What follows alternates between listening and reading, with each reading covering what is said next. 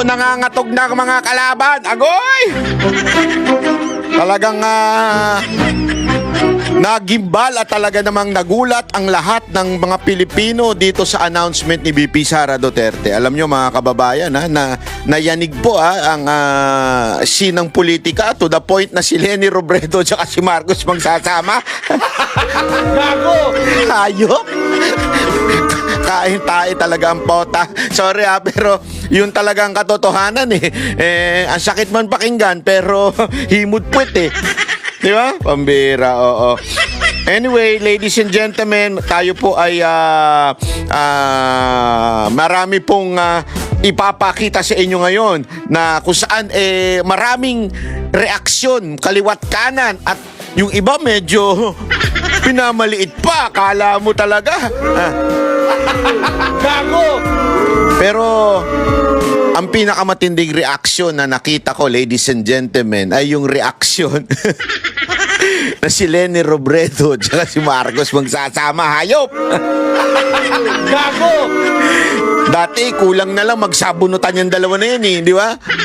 Nag-complain. Isipin nyo balikan natin yung dati. Dati nag-complain pa yan, kuno sa, di ba? Naalala nag-complain pa yan po sa sa electoral board para ireklamo na dinaya daw siya ni Leni Robredo. Tapos siya magsasama. Hayop! Gago! Di ba? Ang lupit mga kababayan. Banat bay, baka naman ginagago mo lang kami. Hindi. Ako pa ba? Hindi tayo nang gagago at hindi tayo nang clickbait. Kung ano talaga yung nakikita natin at opinion natin, nababasa natin na mangyayari. Kasi alam nyo, kasi nga patuloy ko sinasabi sa inyo, di ba? Ito palang announcement ni VP Sara Duterte. Announcement pa lang po ito Di pa nagsisimula ang kampanya. Announcement pa lang. Talagang nayanig na po ang mga Pilipino. Talagang nayanig na. Marami tingnan ninyo yung comment sa video natin. Ay grabe talagang excited sila. Parang yung dating patay na politika. Hindi, ito, di ba sinasabi naman namin sa inyo, nung panahon na parang nagkaroon na saturation sa politika, naging toxic. Parang yung mga Pilipino, parang ayaw na kasi para bagang wala nang pag-asa. Tangina, kaliwat kanan na yung rally, impeachment, tinatabla nila, parang wala na talagang pag-asa, di ba? Parang ano ba? Ano naman mangyayari sa bansa natin? Tuloy-tuloy na mauubos ang ginto natin? Tuloy-tuloy na bang mauubos ang pera ng tao ng Pilipinas? Tuloy-tuloy na ba ang pagtaas ng presyo? Tuloy-tuloy na ba ang pagkawala ng trabaho? Tuloy na ba ang krimen? Grabe. As in sumama na. So marami sa mga Pilipino, sawa na talaga. Sawa na sa nangyayari sa Pilipinas. Pero mga kababayan, gayunpaman, ngayon po makikita natin na nagkaroon ng sigla, excitement sa mga Pilipino sa pag-announce ni VP Sara Duterte. Matindi talaga nangyari. Alam mo, ako lang para lang po sa akin para po sa akin na-excite talaga ako ng todo-todo. Sigurado ako sa inyo na-excite din po kayo di ba? Kaya ano na natin to. Panoorin natin ito panoorin niyo itong interview na ito. Good afternoon, ma'am. Ma'am, you're wearing pink. Is it nice? That signals na nililigawan talaga ng administrasyon si dating Vice President Leni Robredo. Ikaw naman, nagsuot lang ako ng pink pero naagad mali siya. Wala po. Ang kulay na sinuot ko ngayon ay wala pong kaugnayan sa anumang politika. Wala pong anumang update kung nililigawan ng sino man dahil ang sabi nga po natin kahapon pa ay wala pa po sa isipan ng Pangulo at ng administrasyon na ito ang patungkol sa pamumulitika o humanap ng sino mang kandidato para sa 2028. Darating po ang panahon na yan. Sa ngayon po, ang tutok po ng Pangulo ay trabaho. Ayan po, ayusin ang mga issue patungkol sa baha at ang pag-angat po ng ekonomiya ng bansa. And follow up lang po, lumulutang yung Leni Riza, pambangga dun sa Sara Amy. Ano pong reaction ng palasyo? Wala pa rin po. Hindi pa rin po ito na pag-uusapan. Sabi nga po natin, trabaho, trabaho, trabaho, hindi bakasyon. Yusek, nag-post po ng Instagram story si former Vice President and Naga City Mayor Leni Robredo about an ocular inspection. Ito. Bakit mo naman sinasabi, Banat Bay, na na si Leni Robredo at saka si Marcos magsasama. Kasi when you say magsasama, mga kababayan, ibig lamang pong sabihin yan, sasanib sa administration. Kasi whether you like it or not, even if sabi nga nila, di ba may mga nagsasabi, mababa ang trust rating ni Marcos para bagang it's a suicide kung sakaling sumama kay Marcos ang kahit sino mang kandidato. Hindi ho totoo yun entirely. You know why? Iba pa rin na nagagawa ng pera. Iba pa rin na nagagawa ng makinarya. Iba pa rin ang ikaw ang nasa kapangyarihan. Pag gagamitin mo yan tatlong bagay na yan, pera, power, and resources, yung makinarya, ibig sabihin po niyan, siguradong may chance ka. Kesa sa wala sa'yo itong tatlo na to, tapos ang lakas ng kalaban mo, ikaw, wala ka sa kalahati, 1/4 ka lang dun sa trust rating ng kalaban mo, gagambol ka na dito sa tatlong to. Kahit si Marcos pa yan. Ano ibig sabihin ng makinarya? Tandaan ninyo, pag ikaw ang nasa administrasyon, ikaw may hawak ng mga LGU. Hawak mo yan eh. You can dictate on it. Pag hindi kayo sumunod, yari kayo sa budget. Pag hindi kayo tumulong, sisiguraduhin namin ganito. Pera. Alam naman natin, ilang beses ginamit noong 2022, 23, 24, 25 budget, ginamit ang pera para pamigay dun sa mga tao, sa mga barabarangay. In the face of AYEC, AKAP, at kung ano-ano pa, tupad. Kunwari lang yan, pero pera talaga yan. Nakikita naman natin, di ba, lantaran ng bigayan ng pera. So, pangalawa yon. At higit sa lahat yung power. Pag ikaw, especially kunwari talaga napakahalaga ng lugar mo. Pag ikaw hindi ka nag-administration slate, ito pa namang administrasyon ni Marcos. Pag ikaw hindi kakampi, kakasuhan ka. So, meron yung fear factor. O yung masabihin na nating tawag dito para magte-threaten sa'yo o blackmail. Ganun eh, nakita natin yan kay Libiste. Biglang yung negosyo niya. Kay Villar, kaya tuloy kumampi si Villar dito sa mga Marcos, kaya nag-majority. Tingnan mo, tinatakot sila sa mga negosyo nila. Yan ang problema pag ang politiko negosyante at may baho. Hindi ko sinasabing may baho si Libiste. Si Libiste may negosyo.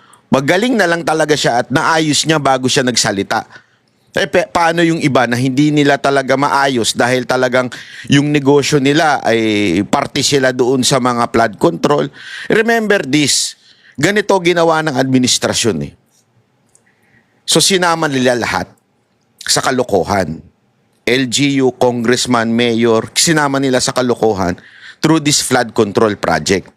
Dahil sa pagsama nila nito, kasangkot na sila, di ba? It's either kumampi ka sa amin o hindi ka kumampi. Pag kumampi ka sa amin, hindi ka mapapangalanan, tiba-tiba ka, ayos ka lang dyan, tuloy-tuloy ang negosyo mo. Pero, pag nilabanan mo kami, huhukayin nila yung mga maling ginawa mo, nakasama naman talaga sila, pero pag iinitan ka, i-weaponize ang DOJ, Ombudsman. Actually, ang pinakaano dyan, hindi naman DOJ, Ombudsman. Kasi nga, you're a public official. Kaya, no wonder, they bend the law para lang mapili si Remulla. Alam nyo naman si Remulla. Diba? Pero, ang power play dito, mga kababayan, is si Remulla, si Boying, ang kapatid niya, may plano. Si John Vic. So, baka, hindi ko alam posible. Na baka pagka hindi pinili ni Marcos si John Vic, baka itong si Boying, yung mga utos na may pagkabendalo, baka hindi sundin. Di ba? Hindi natin alam. Kaya nga sabi ko, matindi itong labanan na to. Power play talaga ito. Ito'y makikita mo kung sino talaga may kapangyarihan sa gobyerno ngayon. Si Marcos ba o ang mga Remulla? Kasi ngayon, talagang matunog si Leni Robredo at si Ontiveros at kasama si Marcos. Kasi, could you just imagine tingnan nyo, May papakita akong picture sa PCSO mamaya. Tapos dito, tinatanong pa kung makakasama ni Leni Robredo si Marcos. Aba, mantakin mo, oo. Oh, tapos si Ontiveros naman, nasa majority. Galit na galit sa Marcos to. Dilawan to eh. Dugo nito, dilaw. Pag umihi to siguro, dilaw din. Hindi, siguro lang yun, hindi ako sure. Basta, dilaw na dilaw to, buto nito, dugo nito, dilaw na dilaw. Pero bakit siya nag-majority? Bakit? Imaginein mo, nag-majority ka, nag-Marcos ka. Na dati talagang dirin-diri kayo. Oh, ito. Para po sa pagbisita raw ni Pangulong Marcos, can you confirm if the President will visit Naga anytime soon at ano po yung pakay ng Pangulo doon sa pagbisita? Nabanggit ko po kanina sa ating good news, yung Oplan kontra baha ay pinasimulan na po sa Naga City ng ating Pangulo. Busy po ngayon ang kawani ng DPWH para linisin ang mga kanal, ang estero at ang ilog sa Naga City. Yan po ang bibisitahin ng ating Pangulo at totoo po na bibisita po siya at makakasama niya po ang Walang naniniwala doon.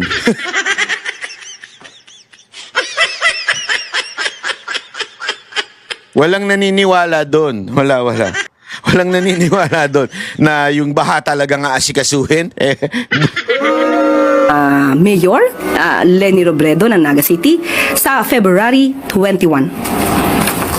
Sabado. And bukod po doon sa activity po ni President doon sa Naga, are we expecting na magkakaroon din sila ng iba pang conversation outside doon po sa project? Yan ang abangan nyo. Yun lang po ang ating yun lang po ang binigay na impormasyon dahil nga po ang pinasisimulan nga po ng Pangulo itong Oplan kontra baha at isa sa mga lugar na kanyang pinatutukan ay ang Naga City. So, yun lamang po. Kung ano pang pag-uusapan nila, abangan na lang po natin.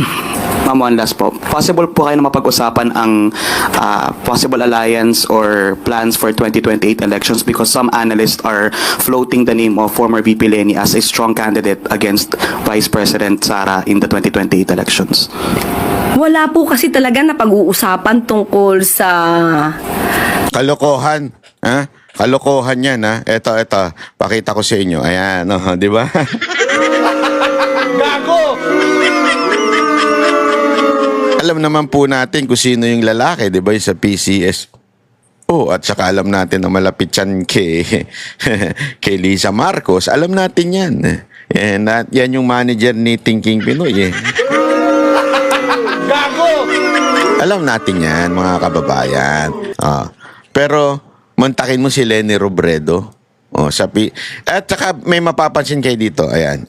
Ayan. Bakit kaya? Tingnan natin yung kasi pumunta daw sa opisina eh. Tingnan natin ano mga nasa paligid. Una, makikita mo, unang-unang napansin ko yung picture ni Marcos. Naku po, talaga naman. Sa dami ng pepwestohan, kasi talagang pinipwesto naman yan eh. Pinipwesto yan, yung talagang kung saan magpapapicture. Talagang doon pumwesto. Ang pangalawang mapapansin mo dyan, kung nakikita ninyo, yung sapatos, hindi, yung sapatos. Relo, hindi. Yung flag sa kanan, hindi. Yung Christmas tree. Therefore, it was maybe December, November, or January. Pinakamatagal na siguro, February. Alam naman, March na nandyan pa rin yung Christmas tree. Ano yan? Forever nandyan. So, more or less yan, sa tingin ko, January yan eh. Kasi minsan yung ganun, di ba? Pinapaabot ng January yung kasiyahan dahil malungkot. And so, January. So, ibig sabihin, baka matagal na may talks. Kasi, sa mga hindi mo nakakakilala, dito sa lalaki na ito ang isa sa pinaka-close in talaga. Ibig sabihin, inner circle ito. Inner circle ito at isa ito sa talagang masasabi nating balibalita, allegedly, talagang may funds. Ibig sabihin, funder ni Marcos during the campaign. Allegedly. Yan ang talagang lagi natin nababasa sa mga news. Okay? At to talk with Leni Robredo,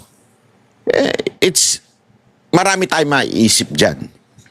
Marami tayong opinyong mabubuo dyan. Marami tayong haka-haka dyan. Kahit kayo, yung pinost ko to, daming haka-haka, daming sinabi ng mga kababayan natin nung pinost ko to. Kasi pinost ko ho ito. At alam mo, eto basahin ko lang yung mga comment ng mga kababayan natin. Nagte-trending ito eh.